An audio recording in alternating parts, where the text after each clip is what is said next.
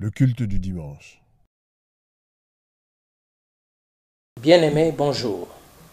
Aujourd'hui, nous rendons grâce au Seigneur qui nous réveille, qui nous donne le souffle de vie, qui permet que nous puissions encore une fois venir ce matin dans vos maisons. Merci de nous accepter dans vos salons au travers de vos écrans téléviseurs, de vos tablettes, de vos téléphones. Nous allons partager la parole de Dieu ce matin, mais nous voulons avant cela nous recueillir et recommander ce moment entre les mains du Seigneur. Prions. Père Céleste, nous venons te dire merci, te rendre grâce, parce que toi tu es Dieu, maître des temps et des circonstances. Toi qui connais le passé, le présent et le futur, tu connais le futur de chacun de nous, ô Dieu de gloire. Il y a un futur de l'Église que tu as déjà, ô Dieu, brossé au travers des Écritures. Mais ici sur la terre, Seigneur, nous avons, ô Dieu, un parcours à faire et tu veux réellement donner du succès à ce parcours. C'est pour cela, ô Dieu Tout-Puissant, tu nous as mis à cœur de parler sur ces sujets, la foi pour les exploits. Je voudrais, Éternel, qu'au travers de la parole de ce matin, que mon frère et ma sœur saisissent comment sa foi peut faire des exploits dans des domaines bien précis de sa vie. Nous te recommandons, ô Dieu de gloire, l'écoute et nous voulons que par les vertus du Saint-Esprit, que tu fasses un travail en nous, que tu réformes nos pensées, afin que ta volonté s'accomplisse dans nos vies et que ton nom soit glorifié. Merci Éternel, c'est au nom de Jésus que nous avons ainsi prié. Amen. Mes bien-aimés, ce matin, encore une fois, nous allons parler sur la foi pour les exploits. Ça fera plus de 2 semaines que nous parlons sur ces sujets, la foi pour les exploits. Et depuis quelque temps, nous évoquons les qualités de la foi pour les exploits. Aujourd'hui encore, nous avons un texte en face de nous dans l'Évangile selon Luc. Et ce texte que nous allons lire va nous permettre, encore une fois, de voir quelques qualités que nous allons ajouter à la liste de ce que nous avons vu. Alors, allons plus rapidement parce qu'aujourd'hui nous avons un long texte. Allons plus rapidement dans Luc chapitre 7 du verset 36 au verset 50. Luc chapitre 7 du verset 36 au verset 50. Je vais lire dans la version Louis II. Si vous avez une autre version, il n'y a pas de problème. Lisons. Un pharisien pria Jésus de manger avec lui. Jésus entra dans la maison du pharisien et se mit à table. Et voici une femme pécheresse qui se trouvait dans la ville, ayant su qu'il était à table dans la maison du pharisien, apporta un vase d'albâtre plein de parfums. Il s'étint derrière, aux pieds de Jésus. Elle pleurait, et bientôt elle lui mouilla les pieds de ses larmes, puis les essuya avec ses cheveux, les baisa et les oignit de parfum. Le pharisien qui l'avait invité, voyant cela, dit en lui-même, si cet homme était prophète, il connaîtrait qui et de quelle espèce est la femme qui le touche, il connaîtrait que c'est une pécheresse. Jésus prit la parole et lui dit, Simon, j'ai quelque chose à te dire. Maître, parle, répondit-il. Un créancier avait 2 débiteurs, l'un devait 500 deniers et l'autre 50. Comme il n'avait pas de quoi payer, il leur remit à tous 2 leurs dettes. Lequel l'aimera le plus? Simon répondit, c'est lui, je pense, auquel il a le plus remis. Jésus lui dit, tu as bien jugé. Puis, se tourna vers la femme, il dit à Simon, vois-tu cette femme? Je suis entré dans ta maison et tu ne m'as point donné d'eau pour laver mes pieds, mais elle les a mouillés de ses larmes et les a essuyés de ses cheveux. Tu ne m'as point donné de baiser, mais elle, depuis que je suis entré, elle n'a point cessé de me baiser les pieds. Tu n'as point versé d'huile sur ma tête, mais elle a versé du parfum sur mes pieds. C'est pourquoi je te le dis, ses nombreux péchés ont été pardonnés, car il a beaucoup aimé. Mais celui à qui on pardonne peu, aime peu. et il dit à la femme, tes péchés sont pardonnés. Ceux qui étaient à table avec lui se mirent à dire en eux-mêmes, qui est celui-ci qui pardonne même les péchés? Mais Jésus dit à la femme, ta foi t'a sauvée, va en paix. Ce matin, notre texte où les qualités de la foi pour les exploits que nous allons ajouter à notre liste, nous allons les tirer de ce long texte que nous venons de lire dans l'Évangile selon Luc. Et selon ce texte, il est question d'une femme, et c'était une femme pécheresse. Ce qui est intéressant, c'est que à la fin, comme dans les autres textes que nous avons vus, ou certains textes que nous avons vus avec vous, au verset 50 à la fin, Jésus lui dit, ta foi t'a sauvé, va en paix. Cette femme, elle se sentait coupable, elle avait besoin effectivement que Dieu puisse lui accorder sa miséricorde, le pardon, parce qu'elle vivait dans le péché, et elle a amorcé une démarche, et Jésus dit que tout ce que cette femme a fait, Jésus a appelé cela la foi. À aucun verset vous trouverez là où cette femme a parlé. Cette femme n'a fait que poser des actes, et à la fin, tous ces actes-là qui lui accordent le salut ou qui lui accordent le pardon de Dieu, tous ces actes-là qu'elle a posés, qui donnent ces résultats, Jésus les appelle la foi. Alors, c'est pour ça que nous allons nous atteler à regarder les qualités de cette foi qui ont donné les résultats qu'elle a reçus dans ces passages que nous venons de lire. Alors, quelles sont les qualités de la foi pour les exploits que nous trouvons dans ce texte ou dans cette scène? Il y en a au moins 4 que nous allons encore une fois ajouter à notre longue liste que nous avons déjà jusque-là.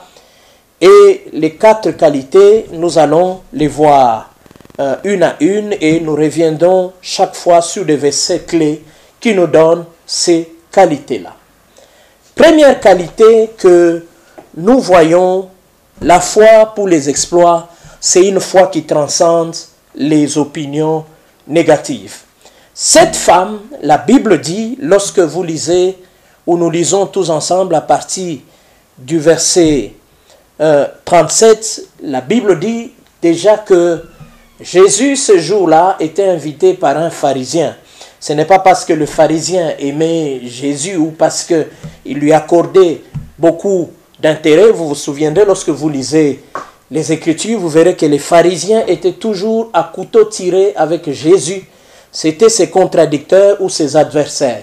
Et il y en a qui, au lieu de l'aborder toujours de loin, qui étaient courageux et qui ont décidé de l'approcher pour, en fait, accumuler plusieurs preuves contre lui. Et ce pharisien qui ce jour-là a invité Jésus-Christ chez lui, ce n'était pas parce qu'il voulait nécessairement l'honorer ou il avait beaucoup de respect, d'égard vis-à-vis de Jésus, mais c'était pour lui une manière, une technique d'approcher Jésus. Comme ça, il allait lui-même le pousser à la faute ou à l'erreur, et il allait mettre cela sur son compte pour le faire condamner. Ils allaient ainsi eux-mêmes, et dans ce cas ici, ce pharisien allait être parmi ceux qui allaient collecter plusieurs preuves contre le Seigneur Jésus-Christ, déjà qu'il n'était pas d'accord avec lui, parce qu'il disait, il pardonnait les péchés des hommes, rôle qui était réservé uniquement à Dieu. En d'autres termes, comme Jésus l'a dit à la fin de ce texte, et vous voyez, les gens sont été étonnés, ils disaient, mais qui est celui-ci qui pardonne même les péchés? Donc, ce n'était pas la première fois que Jésus l'avait dit, et les pharisiens avaient quelque chose contre lui pour ce genre de choses. Il se faisait passer pour Dieu. Et celui-ci invite le Seigneur Jésus-Christ ce jour-là, et Jésus se retrouve chez lui. Et à cette époque, lorsqu'on invitait quelqu'un à qui on donnait beaucoup d'honneur, on organisait un festin, le repas dans sa maison, ça pouvait être dans la salle principale ou dans une cour intérieure, on pouvait avoir une terrasse ou une sorte de patio à l'intérieur. Et c'est là qu'on pouvait dresser la table et recevoir les invités. Et toutes les portes étaient restées ouvertes pour que ceux qui ne pouvaient pas être au centre de la pièce ou là où s'est déroulé le repas pouvaient les fût-ce écouter la conversation, parce que le pharisien pouvait recevoir même un rabbi avec qui il pouvait discuter sur certains sujets à caractère théologique. Et ce jour-là, Jésus se trouvait au fait dans la maison de ces pharisiens et qui avait invité Jésus effectivement pour, je crois, discuter avec lui sur certaines questions religieuses ou théologiques. Alors, c'est ainsi que cette femme, ce jour-là, avait aussi entendu, avait reçu l'information selon laquelle Jésus se trouverait chez les pharisiens qui s'appelaient Simon. Et je crois que la femme connaissait l'adresse. Si elle ne connaissait pas l'adresse, elle s'était déjà informée. Elle savait que Simon, le propriétaire de cette maison-là, c'était un pharisien. Et en tant que pharisien, les pharisiens étaient presque les gardiens de la doctrine ou de la religion légaliste ou formaliste ou ritualiste. Les pharisiens étaient des hommes durs. Je peux même les appeler, c'était des extrémistes, c'était des gens qui, au fait, se faisaient passer pour des gens qui étaient trop spirituels, et des gens qui avaient une certaine moralité. Et la femme pécheresse, ou cette femme qui était appelée une femme pécheresse, qui était en réalité une prostituée ou une professionnelle du sexe, en fait, c'était une professionnelle de l'adultère, une femme immorale et impure, aux yeux même du pharisien. Donc, vous voyez déjà que la femme, pour déjà quitter chez elle et s'est décidée d'aller chez le pharisien, elle a dû braver déjà des opinions négatives que les gens avaient vis-à-vis d'elle. Non seulement le pharisien avait une opinion négative vis-à-vis d'elle, mais non seulement le pharisien, mais aussi les autres personnes qui la connaissaient, les autres personnes qui la voyaient exercer ce métier-là, qui connaissaient sa réputation, que c'était une prostituée, tous la regardaient d'une certaine manière. Elle devait faire face à leur regard. Mais la Bible dit, « Et voici une femme pécheresse qui se trouvait dans la ville, ayant su qu'il était à table dans la maison du pharisien. » Donc c'était une femme pécheresse qui était dans la ville et elle était connue. Donc vous voyez que ce n'était pas facile pour elle, parce que elle devait quitter chez elle et elle devait se diriger vers la maison du pharisien. Et la Bible ne nous dit pas c'était à quelle distance, ça prenait combien de minutes. Mais une chose est certaine, c'est que de chez elle jusque chez les pharisiens où se trouvait Jésus, où se passait le banquet, la femme devait sillonner les rues et les hommes devaient sûrement la regarder d'une certaine manière et il devait affronter ces regards, et souvent ce sont des regards accusateurs, ce sont des paroles méchantes qu'elle devait affronter, ce sont des actes de foi, peut-être d'autres qui pouvaient être tentés de lui jeter même des pierres. C'est aussi les réactions des invités à ce banquet-là qu'elle devait affronter, et toutes ces images, toutes ces choses ont défilé dans sa tête. Mais elle s'est dit, malgré tout cela, je vais aller. Sa foi ne s'est pas découragée face à ce que les gens allaient faire, face à ce que les gens allaient manifester comme regard. Mais elle s'est dit, je vais aller. Sa foi a pu transcender toutes ces opinions négatives que les gens avaient sur elle. Elle s'est dit, je vais y aller malgré tout ce que les gens pensent de moi. C'est pour ça que nous disons que la foi pour les exploits, c'est une foi qui transcende les opinions négatives. Des fois, nous nous sentons poussés à faire quelque chose sous l'impulsion de l'esprit, mais des fois, autour de nous, nous faisons face à certaines opinions négatives. Il y a des gens qui sont prêts à nous décourager, il y a des paroles, il y a des actes, il y a des regards, il y a des gens qui nous disent qu'ils ne nous accordent pas beaucoup de chances pour réussir dans ce que nous voulons entreprendre, qui sont même étonnés, qui se demandent même si nous avons les capacités pour faire, pour réussir dans ce que nous voulons entreprendre, alors qu'au-dedans de nous, la chose bouillonne, nous sentons comme un feu, nous sentons comme une force, une énergie à l'intérieur qui nous pousse à faire certaines choses, qui nous pousse à entreprendre certaines choses. Mais entre-temps, autour de nous, dans notre environnement, les gens nous connaissent d'une certaine manière. Les gens ont des clichés ou ont des fichiers qu'ils ont déjà fait sur nous, et face aux clichés qui nous ont déjà collés, des fois, ils nous disent certaines choses, et il y a des gens qui sont tout à fait crus. Quand ils te parlent, ils te parlent crûment de tes incapacités, ils te parlent de ce que tu n'es pas capable de faire. Ils sont même étonnés que tu entreprennes. Ils te font croire même que tu passes ton temps pour rien, ça ne sert à rien d'entreprendre. Mais au-dedans de toi, tu sens qu'il faut que tu entreprennes. Alors, la foi pour les exploits, c'est une foi qui transcende toutes ces opinions-là. Les avis négatifs, la foi pour les exploits les transcende. Et en des temps comme celui-ci où tout le monde parle de la crise, tu peux être tenté d'entreprendre certaines choses, d'initier certaines choses, mais tu peux avoir des réactions contraires dans ton environnement autour de toi. J'aimerais t'encourager ce matin, comme cette femme, vas-y, fonce, quitte chez toi, quitte ta position actuelle, entreprends quelque chose, quitte la dimension où tu es maintenant, entreprends quelque chose, et Dieu qui est derrière cette action-là que tu veux amorcer te donnera du succès. La foi pour les exploits, je répète, c'est une foi qui transcende les opinions négatives. Deuxième qualité de la foi pour les exploits que nous trouvons dans ce texte, c'est qu'elle a un plan. La foi pour les exploits, c'est une foi qui a un plan.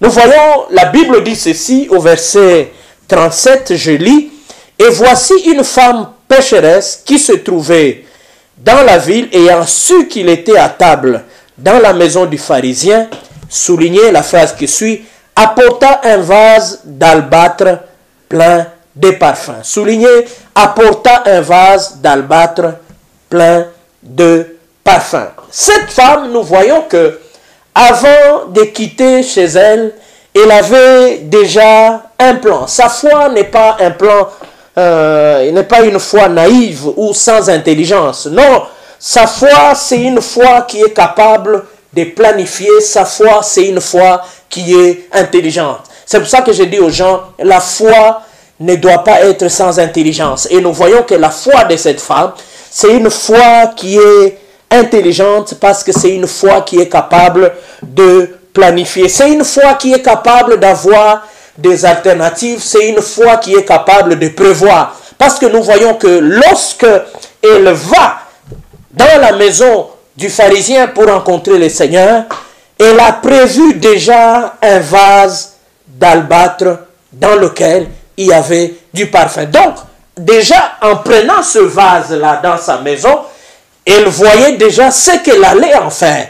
Donc, c'était en prévision de ce qu'elle allait faire. Donc, il y avait un plan qu'elle avait déjà avant de quitter chez elle, parce que ce vase-là, elle ne l'a pas acheté en chemin, elle ne l'a pas ramassé en chemin, c'est un vase qu'elle avait chez elle. Et ce type de vase, ce n'est pas le vase, nous allons le voir par la suite, ce n'est pas le type de vase que tu vas ramasser dans le chemin. Non, non, non, non, non, non. Ça, c'est le type de vase qu'on a chez soi à la maison. C'est un type de vase qui constitue même un investissement. Mais elle a pris ce vase-là et elle est venue avec. Donc, en prenant ce vase, elle savait ce qu'elle allait en faire. Et elle avait un plan, en fait. C'est pour ça que nous disons que la foi pour les exploits, c'est une foi qui a un plan. Cette femme savait ou avait toutes les informations concernant le déroulement même du banquet ou du dîner auquel était invité Jésus. Elle savait par exemple que souvent lorsque on invite quelqu'un de marque, il était toujours, on le servait dans un grand salon, dans la salle de banquet, ou sinon dans la cour intérieure où il y avait beaucoup d'espace, et ils étaient souvent au centre de la maison. Cette femme, avant de venir,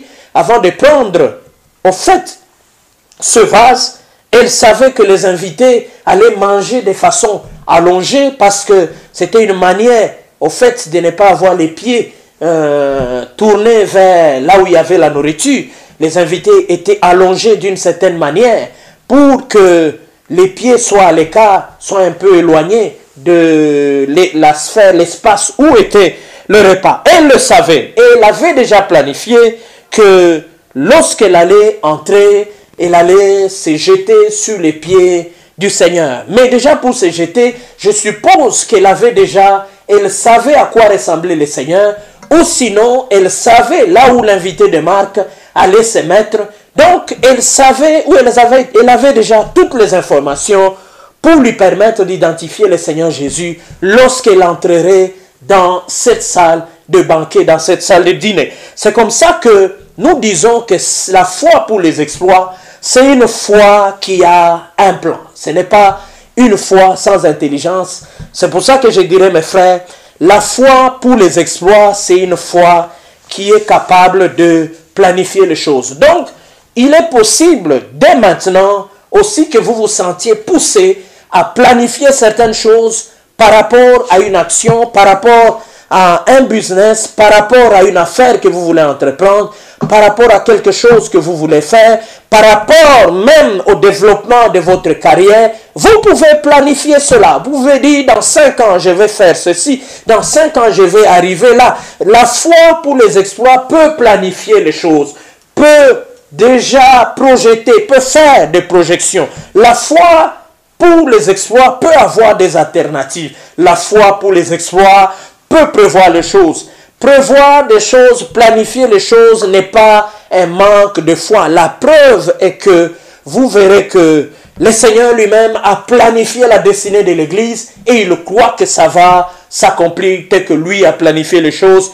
et que rien ne peut le perturber, même pas Satan. C'est pour ça que chaque fois que même Satan s'élèvera pour perturber les planifications de Dieu, il se retrouvera subitement, par surprise, il recevra effectivement le coup du Seigneur. C'est comme ça que Satan se retrouvera des fois lié pendant 1000 ans et des fois il se retrouvera lié, jeté dans les temps de feu parce que il se réveillera, il sera là en train de perturber les plans de Dieu. Si Dieu lui-même c'est un Dieu planificateur, nous avons hérité de lui, nous avons reçu de lui par la ressemblance que nous avons cette capacité de planifier. Dieu nous a donné cette capacité de planifier. Tu peux faire une planification qui est conforme au plan de Dieu pour toi et par la foi tu crois ou par ta foi tu comprends que c'est ce que je dois faire, c'est vers cette direction que je dois aller. La foi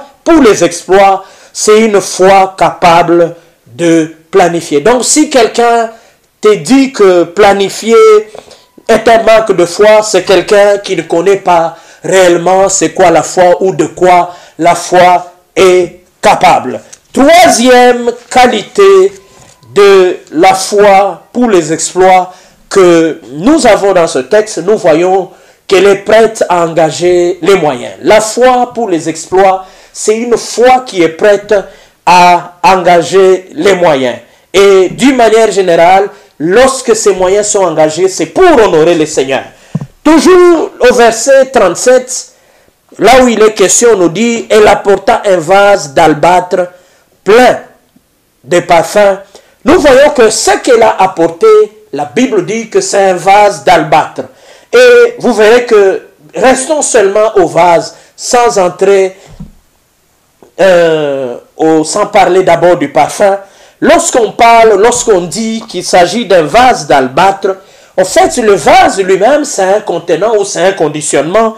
Et ce conditionnement était dans une matière qui était de la famille des marbres. Et le marbre fait partie des pierres dans la construction et même dans la fabrication de certains objets. Le marbre fait partie de ce qu'on peut appeler des matériaux nobles. C'est une matière qui est noble. Parmi les pierres, les marbres servaient à faire des choses de grande valeur, servaient à faire des choses de luxe. Et le marbre, dans cette période, était extrait en Égypte. C'est de là que venaient des marbres. Le marbre coûtait très cher. Déjà, le contenant lui-même ou le conditionnement lui-même de ce vase, c'est quelque chose qui coûtait très cher. Donc, pour elle, pour une prostituée comme elle, une professionnelle du sexe comme elle, donc cela a dû lui coûter beaucoup d'argent pour acheter ce parfum-là. Déjà, le vase lui-même te donne une idée sur la valeur déjà de ce parfum-là. Parce que le contenant lui-même ou le conditionnement lui-même coûtait déjà très cher. Donc, vous voyez, c'est pour ça que nous disons que la foi pour les exploits, c'est une foi qui est prête à engager des moyens. Et elle a engagé beaucoup de moyens. Elle a engagé un vase d'albâtre, quelque chose qui coûtait très cher, quelque chose qu'elle pouvait même revendre pour autre chose.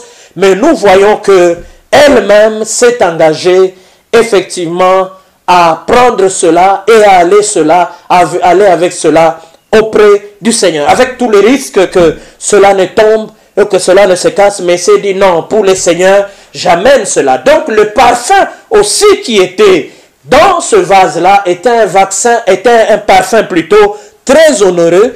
Et le Seigneur Jésus-Christ ne savait pas que cette femme allait débarquer avec cela, mais la Bible dit que la femme a pris ce parfum-là qui était cher, qui était plus cher que l'huile d'olive. Cette femme est partie avec, et cela, c'est ce qu'elle a prévu d'utiliser pour honorer le Seigneur. L'huile d'olive que les gens avaient l'habitude d'utiliser coûtait moins cher que le parfum, mais elle, et au lieu de prévoir de l'huile, elle pouvait l'avoir à n'importe quel prix, et je suppose qu'elle en avait dans sa maison, mais elle a choisi de prendre ce parfum qui se trouvait dans ce vase d'albâtre pour aller avec voir le Seigneur. Quatrième qualité de la foi pour les exploits que nous avons dans ce texte, nous voyons que la foi pour les exploits fait des sacrifices. C'est une foi qui fait des sacrifices. Et le sacrifice suprême que quelqu'un peut faire, c'est le don de soi. Et nous remarquons que cette femme, lorsque elle arrive dans la maison du pharisien, elle s'épanche vers le Seigneur Jésus. Et le but, lorsqu'elle avait pris son vase, lorsqu'elle avait pris ce vase-là, le but était d'aller oindre Jésus. De oindre la tête, c'est parce que c'est la tête, sur la tête qu'on appliquait l'huile. Et dans son cas, elle prévoyait d'appliquer son parfum sur la tête de Jésus. Mais lorsqu'elle se penche sur les pieds de Jésus, elle se rend compte qu'effectivement, les pieds de Jésus sont sales. En réalité, ça veut dire que le pharisien qui devait honorer Jésus, qui devait lui donner de l'eau pour se laver les pieds ou trouver quelqu'un pour lui laver les pieds, cela n'a pas été fait. Et la femme s'est rendue compte que Jésus n'a pas été honoré dans cette maison alors que c'est lui l'invité principal. Ici, ce fait nous prouve encore une fois que le pharisien, quand bien même il a invité Jésus, c'est pas parce qu'il avait beaucoup d'égards vis-à-vis de Jésus, non. Ce n'est pas parce qu'il avait du respect, non. Le but était de l'approcher. Il y a des ennemis de foi qui vous approchent pour bien vous abattre. Et c'était ça le but de ces pharisiens, parce que même les moindres choses qu'on faisait à l'égard de ces invités de Marc, il ne les a pas faites. Et c'est ainsi que la femme est étonnée de voir que Jésus, qui est l'invité de Marc, n'a pas été honoré par son hôte. Ses pieds n'ont pas été lavés, ses pieds étaient toujours sales. C'est ainsi qu'elle-même, nous voyons que lorsqu'il y a débordement d'émotions et qu'elle se met à pleurer, nous voyons que même ses larmes coulent à flot et elle est obligée de commencer parce qu'elle a vu que les pieds de Jésus sont sales. Elle a dit non, je ne peux pas laisser les pieds du Seigneur comme ça. Elle a pris ses cheveux et elle s'est mise à essuyer les pieds de Jésus avec ses cheveux. Et vous voyez qu'elle a décidé ainsi de laver les pieds de Jésus avec ses cheveux. Le verset 38 dit aux pieds de Jésus, elle pleurait, et bientôt elle les mouilla de ses larmes. Puis les essuya avec ses cheveux, les baisa et les oignit de parfum. Dans cette culture où se trouve cette femme, vous allez remarquer que déjà laver les pieds d'un autre est une tâche, comme on dit, indigne, une chose que font les esclaves de bas niveau. Les esclaves vraiment de basse classe, c'est eux qui faisaient ce genre de tâches et c'était indigne dans la culture juive que la femme ou quelqu'un d'autre se mette à laver les pieds d'un autre, surtout lorsqu'ils sont égaux. C'était des choses qu'on pouvait confier aux esclaves pour faire. Et non seulement ça, mais il était aussi, au fait, indécent et immoral pour une femme juive, effectivement, de faire cela, et surtout en public, de laver les pieds d'un homme, et de faire cela en public. Et ici, il ne s'agissait pas de n'importe quelle femme, il s'agit en plus d'une femme pécheresse, parce que même les pharisiens lui-même, Simon, se disait dans son cœur, je crois qu'il ne se rendait pas bien compte, mais je crois que quand il s'est rendu compte qu'il s'agissait de cette femme-là, qui était connue, parce que personne n'a soufflé à Simon qui était cette femme, mais Simon connaissait, il s'est avéré que Simon connaissait cette femme, il a identifié, il savait que donc c'était une femme d'une mauvaise réputation dans la ville, parce que même les pharisiens la connaissaient, et lui la connaissait particulièrement. Il a dit, mais si cet homme... Donc, vous voyez, on dirait que ce fait-là a essayé de renforcer les doutes qu'ils avaient, c'est-à-dire tous les pharisiens, sa corporation, avait vis-à-vis du Seigneur Jésus. Il dit, si réellement cet homme était prophète, il devait savoir qui est cette femme qui la touche, quel est le genre de vie qu'elle met. Ah, alors il commençait à dire, non, je crois qu'elle n'est pas prophète. Donc, je crois qu'il y a autre chose. Donc, il commençait, au fait, ces faits-là commençaient, au fait, à les conforter dans sa position. Ils étaient sûrs qu'il n'était pas un prophète. Il fallait seulement qu'ils aient des preuves pour accumuler des preuves pour, au fait, attester, pour prouver cela. Mais Jésus le savait, il a répondu, mais ce n'est pas ça notre préoccupation du jour. Notre préoccupation, c'est le fait que cette femme qui est venue auprès du Seigneur par la foi, parce qu'à la fin, nous avons vu que Jésus lui a dit, femme, ta foi t'a sauvée. Mais Jésus, nous voyons qu'il n'a parlé nulle part, il a posé des actes, et parmi les actes qu'il a posés, nous voyons qu'il est venu laver les pieds du Seigneur. Donc sa foi l'a poussé à faire cet acte-là, et il ne s'est pas limité à laver les pieds, mais il les a essuyés, et il ne les a pas essuyés avec n'importe quoi, pas avec sa robe, pas avec sa tunique plutôt, mais nous voyons qu'il les a essuyés avec ses cheveux. Elle pouvait essuyer Jésus avec son foulard, et il pouvait essuyer Jésus avec sa tunique, une partie de sa tunique, mais elle ne l'a pas fait. Elle a estimé que Jésus méritait plus que ça. Elle a pris quelque chose qui était cher sur elle, et vous verrez que les cheveux, c'est tout ce qu'il y a de cher, ou parmi les choses qu'il y a de cher chez une femme. Et c'est ça, et par sur quoi une prostituée. Parce que des fois, les femmes mettent beaucoup d'accent, beaucoup de valeur sur leurs cheveux, et c'est ça qu'elle a pris, la chose qui avait beaucoup de valeur sur elle, et c'est ça qu'elle a prise, et elle a utilisé pour essuyer les pieds du Seigneur, pour honorer le Seigneur. Et elle a fait un don de soi. C'est pour ça que nous disons, la foi pour les exploits, certes elle peut planifier les choses, mais la foi pour les exploits, elle est aussi prête à faire des sacrifices. C'est une foi qui fait aussi des sacrifices. J'aimerais te dire, mon frère, des fois Dieu n'a pas la foi pour les exploits, des fois peut avoir besoin de notre sacrifice, peut avoir besoin du don de soi. Pour accomplir certaines choses, peut-être que nous aurons besoin de nous donner à fond nous-mêmes, de nous donner, de notre personne, si nous voulons voir vivre certains exploits. Et des fois, la foi pour les exploits nous poussera à faire ce don de soi. Vous allez être dans un projet, dans un travail, dans quelque chose, vous allez sentir que l'Esprit vous pousse réellement à faire certains sacrifices pour avoir des résultats. La foi pour les exploits peut vous pousser à faire cela. Je n'ai pas peur de l'affirmer ce matin, parce que nous voyons que cette femme, elle fait un don de soi. Elle utilise même ses cheveux, ce qu'il y a de chair sur elle. Elle fait ce don de soi pour que le Seigneur soit honoré, pour que toute la gloire revienne au Seigneur. J'aimerais dire à quelqu'un ce matin que la chose dans laquelle tu es, ou le projet sur lequel tu te trouves maintenant, ou le projet dans lequel tu veux t'engager, ou le projet, la chose que tu veux initier, entreprendre, va exiger à un moment donné un don de soi, va exiger de toi des fois des sacrifices. Vous ne pouvez pas dire non, comment quelque chose dans laquelle Dieu est, dans laquelle j'ai reçu des directives de Dieu, comment ça peut m'exiger beaucoup de sacrifices. J'aimerais vous dire, mes frères, des fois, Dieu exige de nous, pour la réussite de quelque chose, que nous fassions un don de soi.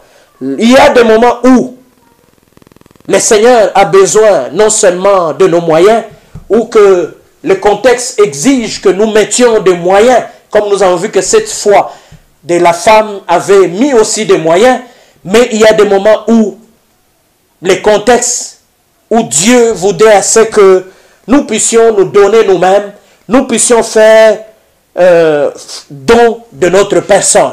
Donc, j'aimerais vous dire, mes frères, peut-être que ce qui fait que vous ne réussissiez pas jusque maintenant dans ce que vous êtes en train de faire, c'est parce qu'il n'y a pas aussi le don de votre personne, il n'y a pas le don de soi. Des fois, c'est l'élément déclencheur qui manque à tout ce que vous avez fait jusque-là. Peut-être que vous avez mis beaucoup de moyens jusque-là. Vous avez transcendé des opinions négatives. Vous avez fait beaucoup de choses, mais peut-être la chose qui vous manque, c'est le don de vous-même. Dieu attend que vous puissiez engager aussi votre personne pleinement pour que sa gloire puisse éclater dans ce que vous êtes en train de faire. Donc, j'aimerais que chacun de nous comprenne au travers de tout ce que nous venons de voir ce matin. Si vous avez oublié tout ce que j'ai dit ce matin, j'aimerais au moins que vous reteniez que la foi pour les exploits, c'est une foi qui transcende les opinions négatives, c'est une foi qui a un plan, c'est une foi qui est prête à engager des moyens, c'est une foi qui fait des sacrifices. Que Dieu vous bénisse. Prions. Père Céleste, ce matin, nous venons te dire merci, te rendre grâce, parce que tu nous enseignes encore une fois ce matin les qualités de la foi.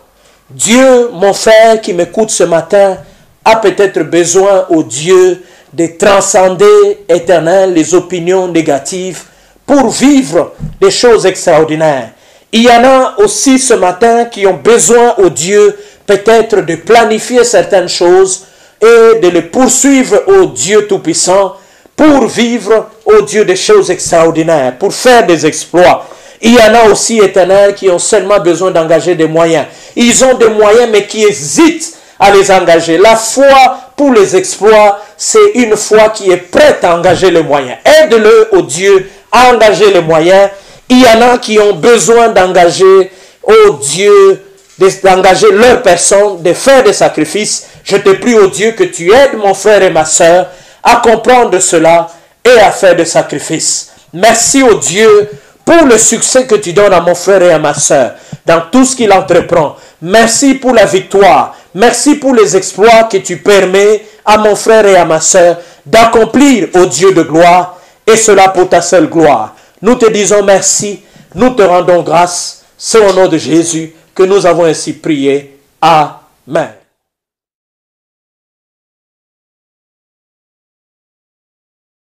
Je vais en parler tout à l'heure, mais j'aimerais rappeler que Dieu nous a mis à cœur de faire 50 heures en priant pour certains sujets importants de l'Église. Nous en avons au moins 5 et chaque fois que nous finirons un sujet, nous donnerons un autre. Nous avons dit que chacun de nous doit gérer ses heures. Nous avons calculé 50 heures à raison d'un minimum de 2 heures de prière par jour. Mais si vous pouvez faire plus, gloire au Seigneur. Il y en a qui travaillent. Ils peuvent prier 1 heure le matin, ils peuvent prier 1 heure le soir, tout comme pendant la journée. Vous pouvez répartir vos heures de prière. Ça dépend de ce que votre agenda vous permet de faire. Mais ce qui est important, c'est que chacun de nous prie. Alors, si chacun de nous prie au moins 2 heures de prière par jour, au plus tard au 31 février, c'est-à-dire à la fin du mois, nous aurons totalisé au moins 50 heures de prière. Mais il y en a qui peuvent le faire et finir avant. Cela dépend de votre emploi du temps. Et nous insistons, l'essentiel est que chacun de nous prie. Ces sujets de prière pour lesquels nous invoquons le Seigneur sont très importants par rapport à l'Église. Si vous n'êtes pas de l'Église, vous voulez vous joindre à nous, vous pouvez prier. Vous joindre à nous, vous pouvez prier, partager avec nous ce fardeau. Et il y a des sujets de prière que vous pouvez aussi adapter à votre Église locale. Que Dieu vous bénisse et merci.